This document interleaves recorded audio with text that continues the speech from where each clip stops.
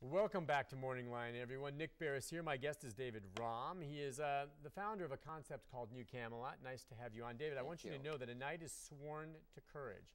His courage knows only heart. His heart knows only love. His love defends by blade. His blade defends honor. His faith abides in truth. His search for truth is boundless. Romantic stuff there, my friend. Now, why is your emergency shelter for a disaster named New Camelot? Well, New Camelot, when people think of Camelot, they think of the purity that Uther used to represent at the Camelot. Whether it was fictional in some book later on in life, people always think of Camelot as a safe haven. Okay. And that's exactly what I feel it should be. It needs to be a safe haven for not only myself, but for my family as well. And a temporary haven. Let's get to it. I want you to talk about what it is going to be made up of. And for that, let's show an image. This is a model that you've spent time working on. There it is. That's his idea of what New Camelot is. And the first thing, I think someone looking at that's going, what the heck is it made out of? And you've already said storage containers. Well, no, right? shipping containers. Shipping containers. Shipping containers. Which are like the big units on the back of a tractor trailer hauling merchandise. Yes, the dimensions are 8 foot wide, 10 foot tall, and 40 feet long. And you're going to stack them like that, four high? They will be literally the building blocks to make the castle. And you're sure that'll work structurally? Absolutely.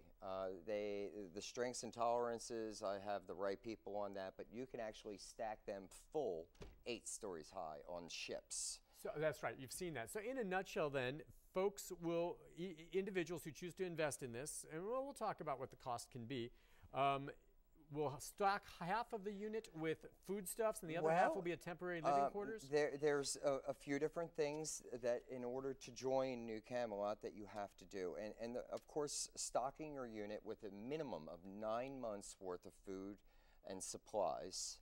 Okay. You don't have to stock it with water. We have plenty of water on hand. Also, you have to sign a non-disclosure as to the whereabouts of New Camelot. Let's touch on that real quickly, because what you have now, you've already secured private property in the Cumberland Plateau area. Correct. And several acres there, but this will cover itself. It's got a lot of space around it, but this will be on about, what, a few acres? Yeah, it's not going to take more than a few acres, but I'm buying hundreds of acres around it so we can be self-sustaining and grow our own food. Okay, and so you've given me a general idea of where it will be located. You have the land secured, but it'll remain private or secret. It will be highly secret. Okay. And yeah, you also have to realize New Camelot is not just an emergency escape retreat. It's also dual purpose. I actually encourage people to come there on the weekends with their wives and enjoy a romantic Camelot country. I like the idea. That's where you're romantic. Okay, I know. On the weekends. Okay, I'm sorry, but those storage units, romantic doesn't jump to mind. Well, sometimes when you don't have the TV and the lights and you're forced to just focus on your honey, it can get pretty romantic. At least in my house. All right, fair enough. Now, on the other hand, let's say you don't choose to go out there every weekend or whatever, but you have it stocked. Someone chooses to do this. They stock it. It's there. And it stays there until it's needed. We're talking what, year after year after year? Year after year after year. It's there. Now, it's possible you'll never need it, like insurance. Sometimes you don't need it. And I hope so. I hope it's never needed. But I'm not going to roll the dice with my family's lives. I think that's a big mistake. All right, what do you need? You look at the unit, and what we can do, Mary, if you'd like, at moments you can cut back to us and then, have Micah zoom into different parts and show us other parts of it as we go. But the idea is you need how many to get started? I need 40 units to get started. The model that we're looking at right now holds 81 units. 71 of them are available for people to buy into. Okay. The other 11 units I'm using as a command center, a communication center. That center structure inside the walls is actually the castle keep. Okay. Just like castles used to have keeps. Underneath will be a buried shipping container buried underground. That's a safe room. Then the keep will be on top of that, where it'll be our school, a school, an infirmary, a community meeting area. Now the trick on this too, and I pressed you on this when I've talked to you in the past. I mean, it all sounds great. Now you are a sculptor, okay? You're not some social engineer, okay? And you are going to, I guess, maybe there'll be some screening involved and some criteria. Going to, if anyone who wants to invest in this and buy themselves one of these units that'll be placed out there, I mean, they could come from any occupation background. I mean, where are you going to get doctors, teachers, things like that? Well, people from all walks of life. But you don't know who's going to invest in it. You're gambling that you're going to get a doctor and a teacher here. What if you just get a bunch of people that happen to be from the same occupation?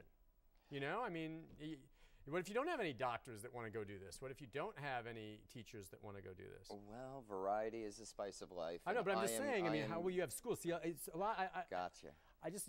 What I don't want you to do is promise more than you can deliver, okay? And it sounds great, but if I'm rolling the dice, I think the concept could work, but I don't think it's going to live up to everything you're saying there in terms of, you know, we're going to have school here and we're going to have doctors school and all would this. only be as an emergency. Right. But yes, it's hard to tell who will be joining Camelot, but I do like to think that we're going to get people from all walks of life.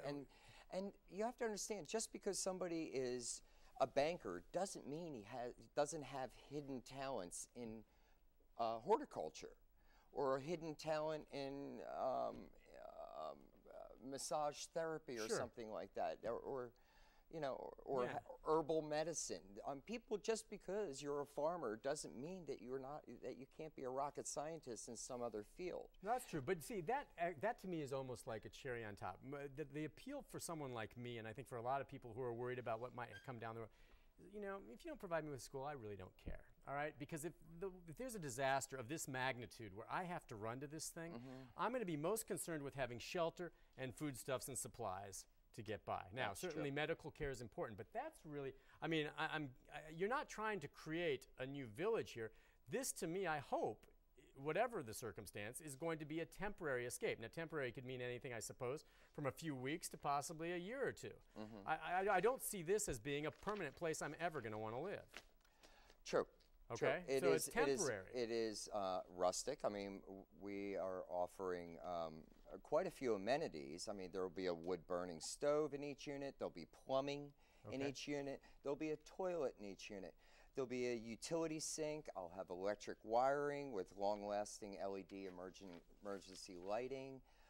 The doors, when you put your supplies in there, you keep the key, you lock up that unit tight. It's your unit, and it's a lot like buying into a condominium. Okay. And then, so you not only buy the unit, but you buy all the amenities that Camelot offers as well. And what's not shown in the model is that there will be a 50 by 200 foot long barn, 3 grain silos, there's 4 wells on the property, a natural spring on the property, and I also will be erecting a 50 by 200 foot greenhouse so we can grow food 10 months out of the year. This is not a castle that's going to go out and dominate and try to hurt our neighbors. On the contrary, we want to help our neighbors, and our only focus is to bring all Americans from all different races, religions, political opinions under one roof, put them on one gallant path, and be self-sustaining.